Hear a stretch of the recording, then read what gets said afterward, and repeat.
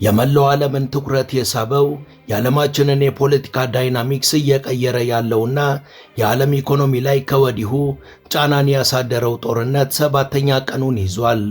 መካከለኛው ምስራቅ በባሩድ ሽታዎችና በቀለሃ ጠረኖች እየታፈነ መላው ዓለምን ባናት በሚለቀቁ የጦርነት ዜናዎች በጭንቀት እየተዋጠ ነው። በዛሬው ዕለት እስራኤል በርካታ ሚሳኤሎችን በመተኮስ ቴሄራን ላይ በፈጸመችው ድብደባ ወታደራዊ ተቋማትን ማውደሟን ገልጻለች። በሊባኖስ ሲዶን ከተማም መጠነ ሰፊ ጥቃት ሰንዝራ 5 ሰው ገላለች። ኢራን በበኩሏ በዶሃ በዱባይና በኢየሩሳሌም የሚሳኤል ውርጅብኝ አዝንባ ከተሞቹን በፍንዳታ ስትነጥ ውላለች። በኩዌት የሚገኝ የአሜሪካ የጦር ፋሲሊቲንም ደብድባለች። የሀገሪቷ የጦር አዛዥ አሜሪካ ላሰበችው የእግረኛ ወረራም በሚገባ ተዘጋጅተናል ብለዋል።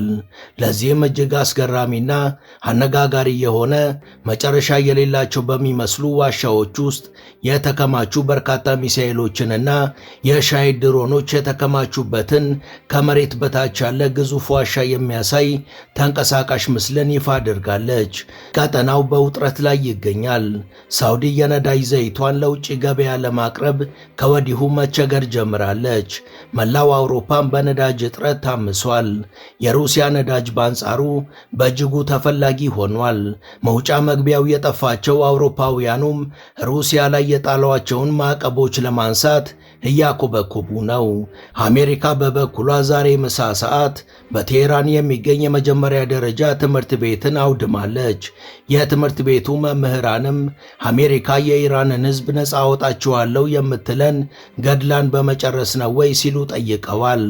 በሌላ በኩል ኢራኖች ትክክለኛ ድሮን የሚመስሉ በርካታ ስዕሎችን መሬት ላይ ስለው ጠላቶቻቸውን ያታለሉ ሲሆን በዚህ የተሸወደችው እስራኤልም ስዕሎቹን ደብድባ በአንድ ቀን ብቻ ከ2 ቢሊዮን ዶላር በላይ መክሰሯ የዓለም መነጋገሪያ ሆኗል። The Iran war is widening with both attacks and threats. Another country has been dragged in and the death toll is mounting.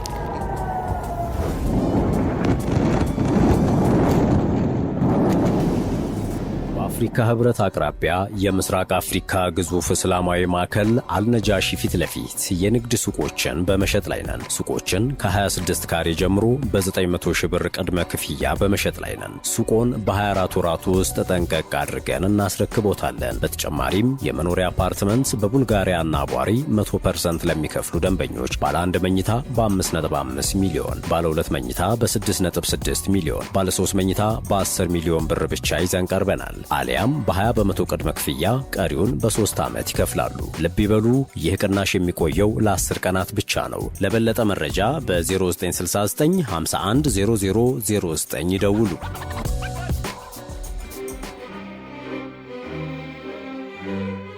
ሰላም ጤና ይስጥልን። በመላው ዓለም የምትገኙ ውድ የመሿለኪያ ቤተሰቦች በዛሬው መሰናዷችን ሰባተኛ ቀኑን ስለያዘውና ተባብሶ ስለቀጠለው ጦርነት እንዲሁም ከዛ ጋር ተያያዥ የሆኑ ጉዳዮችን እናስቃኛችኋለን።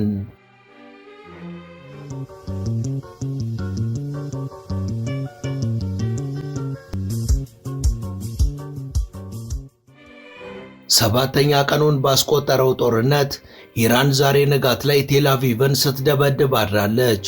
ከፍተኛ ፍንዳታዎችና ከባድ ጭስም ይታይ ነበር።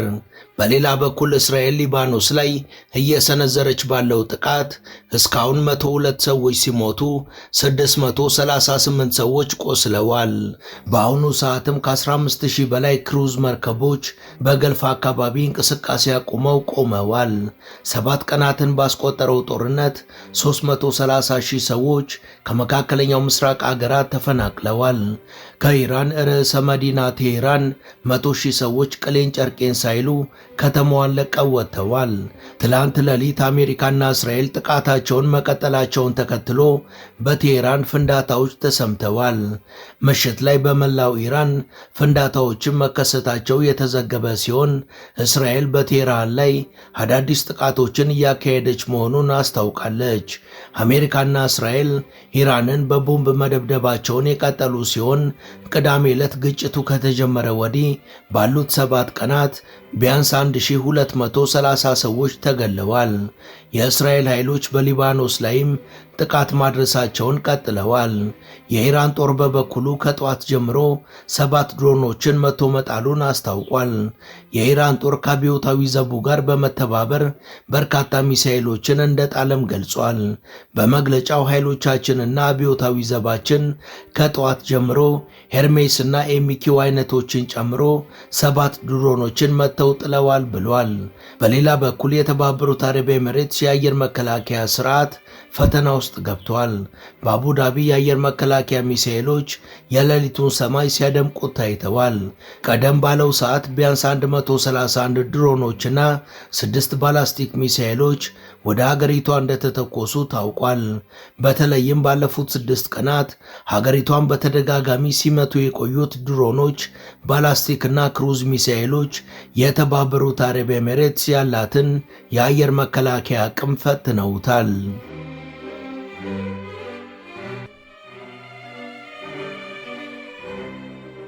ወደ ባህሬን ስንሻገር በሰሜን ምስራቅ የሀገሪቷ ክፍል የሚገኘው ማዕሚር የነዳጅ ማጣሪያ ክፉኛ ተመቷል።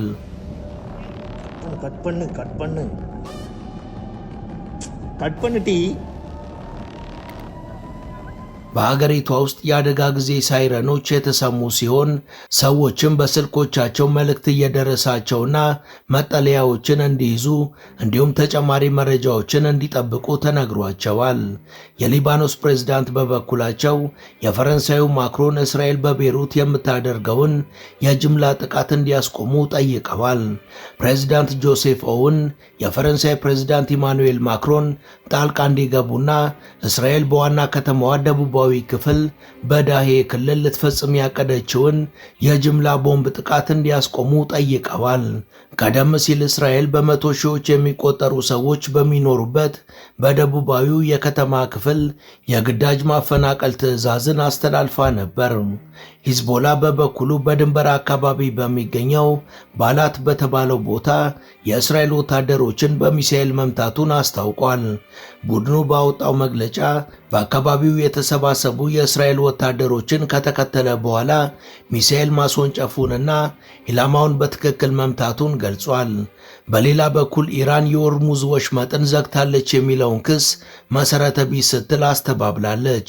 በተባበሩት መንግስታት ድርጅት የኢራን ልዑክ ቴህራን የሆርሙዝ ወሽመጥን ዘግታለች የሚለውን ክስ መሰረተ ቢስና የማይረባ ነው ሲል ውድቅ አድርጎታል።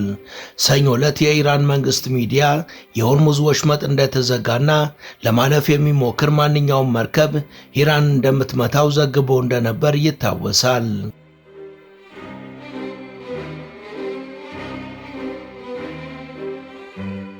የተባባሰውን ግጭት ሽሽት እስከ ዛሬ ምሳ ሰዓት ድረስ 20,000 አሜሪካውያን ከመካከለኛው ምስራቅ ወደ አሜሪካ መመለሳቸውን የአሜሪካ የውጭ ጉዳይ መስሪያ ቤት አስታውቋል። ሌሎች አሜሪካውያን ደግሞ ወደ ሶስተኛው ሀገራት የተጓዙ ሲሆን አንዳንዶቹ ገና መንገድ ላይ ናቸው ተብሏል። እንደተፈራው በጦርነቱ ምክንያት የአሜሪካ የነዳጅ ዋጋ ከ5% በላይ ጨምሯል። በዚህም በአንድ በርሜል $78.88 የደረሰ ሲሆን ይህም ከባለፈው ዓመት ጥር ወር ወዲህ ከፍተኛው ነው ተብሏል። ዓለም አቀፉ የብሬንት ነዳጅ ዋጋም በ3.6 በመቶ በመጨመር $84.34 ደርሷል። በሌላ በኩል በእስካሁኑ የእስራኤል ጥቃቶች ከ3600 በላይ የሲቪል ቦታዎች መውደማቸውን ኢራን ገልጻለች። የኢራን ቀይ ጨረቃ ማህበር እንዳስታወቀው እስካሁን 3643 የሲቪል ቦታዎች ኢላማ ተደርገዋል። ከነዚህ መካከል 3090 ቤቶች፣ 528 የንግድ ማዕከላት፣ 13 የሕክምና ተቋማትና 9 የቀይ ጨረቃ ማዕከላት ይገኙበታል። እንደ ካታምና ጋንዲ ሆስፒታሎች ያሉ ትላልቅ የሕክምና ተቋማት ጉዳት የደረሰባቸው ሲሆን በጥቃቱ ወቅት የሆስፒታል ሕንፃዎች በመፍረሳቸው ታካሚዎች መጎዳታቸውን የኢራን ባለስልጣናት ገልጸዋል። በሌላ በኩል የእስራኤል የገንዘብ ሚኒስቴር ቤዛለል ስሞትሪች በመቶ ሺዎች የሚቆጠሩ ድሆች የሚኖሩበት የቤሩት ደቡባዊ ክፍል ልክ እንደ ጋዛ ውድመት እንደሚገጥመው አስጠንቅቀዋል። በቅርቡ ዳሂየካን ዩኒስን ትመስላለች፣ ሂዝቦላ ስህተት ሰርቷል፣ ዋጋውንም በውድ ይከፍላል ሲሉ ሚኒስቴሩ ተናግረዋል። ውድ የመሿለኪያ ቤተሰቦች ይህን ዘገባ እዚህ ድረስ ከተከታተላችሁት ቻናሉ የበለጠ እንዲያድግ አንድ ጊዜ ሰብስክራይብ እንድታደርጉ አስታውሰን ተረካችንን እንቀጥል። የዓለም የጤና ድርጅት WHO በበኩሉ በዱባይ የሚገኘውን የአደጋ ጊዜ ሎጂስቲክ ማዕከሉን ስራውን እንዲያቋርጥ አድርጓል። በመካከለኛው ምስራቅ ባለው ጦርነትና የጸጥታ ችግር ምክንያት ድርጅቱ በዱባይ የሚገኘውን ማዕከል ስራ ለጊዜው ማቆሙን ዋና ዳይሬክተሩ ቴድሮስ አድሃኖም ገብረኢየሱስ አስታውቀዋል። ይህ መስተጓጎል የ18 ሚሊዮን ዶላር የሕክምና ቁሳቁስ አቅርቦትን እንደሚገታ ተገልጿል። የእስራኤል ጦር ዛሬ ማለዳ በሊባኖስ ሰሜናዊ ከተማ ትሪፖሊ ውስጥ የሐማስ አዛዥ የሆነውን ዋሲም አታላህ አሊን መግደሉን አስታውቋል። እስራኤል ለቤሩት ዳርቻዎች ካስተላለፈችው ከዚህ በፊት ታይቶ የማይታወቅ የግዳጅ መልቀቅ ትዕዛዝ በኋላ ከፍተኛ የትራፊክ መጨናነቅ ተፈጥሯል። አዘርባይጃን በበኩሏ በኢራን ድንበር አቅራቢያ የሚገኘውን የአየር ክልሏን ለ12 ሰዓታት ዘግታለች። የኢራን ድሮኖች ድንበር ተሻግረው ወደ ግዛቷ መግባታቸውን ተከትሎ ነው አዘርባይጃን እርምጃውን የወሰደችው። ኢራን ግን ይህን ጥቃት የፈጸመችው እስራኤል ናት እንጂ እኔ አይደለሁም፣ እነሱ አሁን ከጦር መሳሪያው ጦርነት ባሻገር የስነ ልቦና ጦርነት እየከፈቱ ነው፣ በኢራን ተጠቅተናል የሚሉ ሀገሮችም ተረጋግተው ማሰብ አለባቸው ብላለች።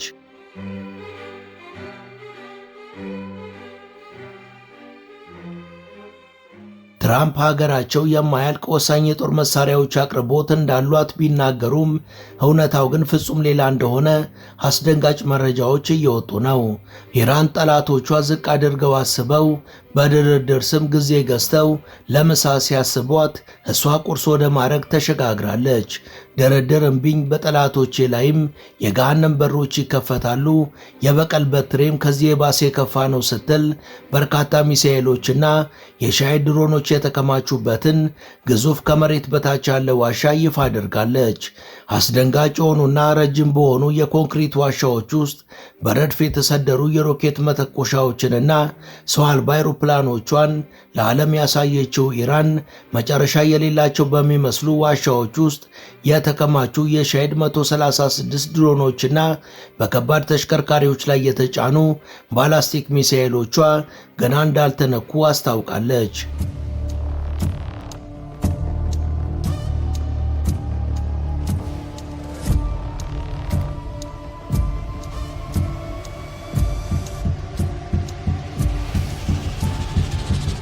ኢራን የባላስቲክ ሚሳኤሎችን ማስወንጨፏን ከቀጠለች አሜሪካ ያላትን ውስን ክምችት መጨረስ ትጀምራለች።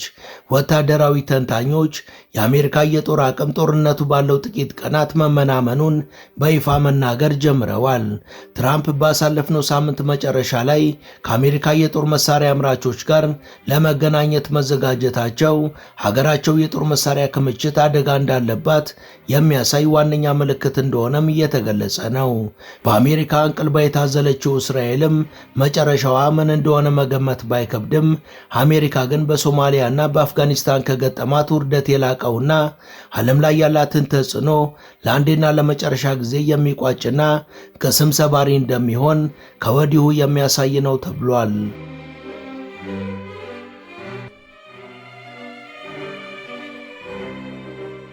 አሜሪካ ፕሬዝዳንት ዶናልድ ትራምፕ የአገሪቷ ከፍተኛ መሪ ህልፈትን ተከትሎ የኢራንን ቀጣይ መሪ በመምረጡ ረገድ በግላቸው መሳተፍ እንዳለባቸው እንደሚያምኑ ተናግረዋል። ትራምፕ ከአክሲዮስ ጋር ባደረጉት ቃለ ምልልስ ኢራን ያለ አሜሪካ ተሳትፎ ተተኪ ለመሾም ብትሞክር ጊዜዋን ታባክናለች ብለዋል። የተገደሉት መሪ የአያቶላ ኻሜኒ ልጅ ሙጅተባ ካሜኒ በብዙዎች ዘንድ ዋነኛ ተተኪ ተደርጎ ይታያል። ነገር ግን የምርጫ ከተከናወነና እሱ ከተመረጠ ትራምፕ ውጤቱን እንደማይቀበሉ ተናግረዋል። በሹመቱ ሂደት ውስጥም መሳተፍ አለብኝ ብለዋል። ትራምፕ የቀድሞውን አመራር ፖሊሲዎች የሚያስቀጥሉ ማንኛውንም አዲስ የኢራን መሪ እንደማይቀበሉ በመግለጽ ይህንን ማድረጉ ከአሜሪካ ጋር በ5 ዓመት ውስጥ እንደገና ግጭት እንደሚያመጣ አስጠንቅቀዋል። የኻሜኒ ልጅ በኔ ዘንድ ተቀባይነት የለውም፣ ለኢራን ስምምነትና ሰላም የሚያመጣ ሰው እንፈልጋለን ብለዋል። The United States will ensure that whoever leads the country next, Iran will not threaten America or its neighbors, Israel, anybody. የሀገሪቱ ቀጣይ አመራር አሜሪካ ላይ እንዲሁም ጎረቤት ሀገራትና እስራኤል ላይ ስጋት የማይደቅን መሆኑን አስቀድመን እርግጠኛ መሆን አለብን። በሌላ በኩል የሳውዲ አረቢያ የነዳጅ ማጠራቀሚያ ታንከሮች ከመሙላታቸው በፊት የነዳጅ ምርትን ወደ ውጪ መላክ ለመጀመር ጊዜው ያለቀ ነው ሲል ፋይናንሻል ታይምስ ዘግቧል። ሳውዲ በ2 ሳምንታት ውስጥ ምርትን ለመቀነስ ልትገደድ ትችላለችም ብሏል። ሌሎቹ የባህረ ሰላጤው የነዳጅ አምራች ሀገሮች ያላቸው ጊዜ ደግሞ ከዚህም ያነሰ ነው ተብሏል። እንዲህ አይነቱ የምርት መቋረጥ ለነዳጅ ዋጋ ጭማሪ ሊዳርግ እንደሚችል ተሰግቷል። በተያያዘ ዜና ቭላዲሚር ፑቲን የጋዝ አቅርቦትን ሙሉ በሙሉ ለማቆም ማሰባቸውን ተከትሎ የአውሮፓ ሀገሮች ድንጋጤ ውስጥ ገብተዋል። ለአውሮፓ ሁኔታው በእጅጉ አሳሳቢ ሆኗል። በሩሲያ ላይ የተጣለው ማዕቀብ እንዲያበቃ በግልጽ የሚጠይቁ ከፍተኛ ፖለቲከኞችም ቁጥራቸው እየጨመረ ነው።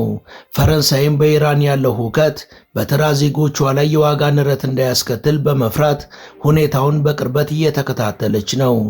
እኛኑ ብቻ የሚጎዱትን እነዚህን የሞኝና አውዳሚ የሆኑ ጸረ ሩሲያ ማዕቀቦችን እናቁም ሲሉ የፓትሪዮትስ ፓርቲ መሪ ፍሎሪያን ፍሎፔ ተናግረዋል። Nicolas Sarkozy ne m'a jamais arraché une larme.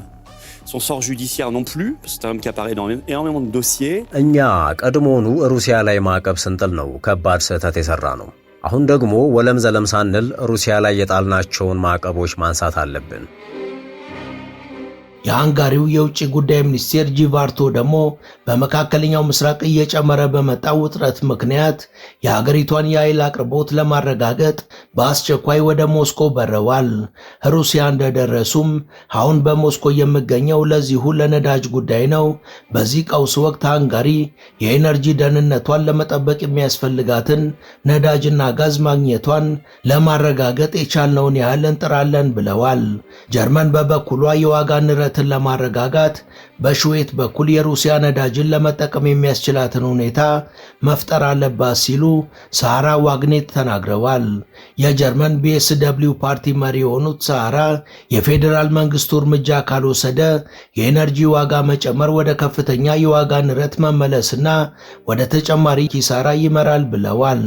በሌላ በኩል በአሁኑ ወቅት የአውሮፓ ትልቁ የጋዝ አቅራቢ የሆነችው የኖርዌይ ኢነርጂ ሚኒስቴር ሳይቀሩ የቅርብ ጊዜ ክስተቶች ጉዳዮችን እንደገና እንዲያጤኑ እንዳስገደዳቸው አምነዋል። አሁን ካለው ጂኦፖለቲካዊ ሁኔታ አንጻር የሩሲያን የተፈጥሮ ጋዝ ማገድን በተመለከተ የሚደረገው ክርክር እንደገና የሚቀጥል ይመስለኛል ሲሉ ሚኒስቴሩ ተርጄ አስላንድ ተናግረዋል። በዚህ ዙሪያ ከኤንቢሲ ጋር ቆይታ ያደረጉት የኢራኑ የውጭ ጉዳይ ሚኒስቴር አራግቺ እስካሁን የሆርሙዝ ሰርጥን በይፋ አልዘጋንም፣ ጦርነቱ በቀጠለ ቁጥር ግን የትኛውንም ተግባር ልንፈጽም እንችላለን ብለዋል። አራግቺ አያይዘውም ከዚህ በኋላ ወደ ድርድር የምንገባበት ምንም ምክንያት የለም ብለዋል። We are not asking for a ceasefire and we don't see any reason why we should negotiate with the US. When we negotiated with them twice, እኛ የተኩስ አቁም እንዲደረግ አልጠየቅንም። ከዚህ በኋላም ወደ ድርድር የምንገባበት አንድም በቂ ምክንያት የለም። እስከዛሬ ከነርሱ ጋር ተደራድረን የመጣ አንድም ለውጥ የለም። ወደ ቻናላችን ቤተሰቦች ለዛሬ ያሰናዳንላችሁ ይህን ይመስል ነበር። እስከ ዝግጅታችን ፍጻሜ አብራችሁን ስለነበራችሁ ከልብ እናመሰግናለን። በቀጣይ ቢሰሩ የምትሏቸውን ርዕሰ ጉዳዮች ብትጠቁሙን ደስ ብሎን እንቀበላለን። ቻናላችንን ሰብስክራይብ ማድረግ፣ የደውል ምልክቱን መጫንና ላይክ ማድረግ አትዘንጉ እያለን ለዛሬ በዚሁ ተሰናበትን። መልካም ጊዜ።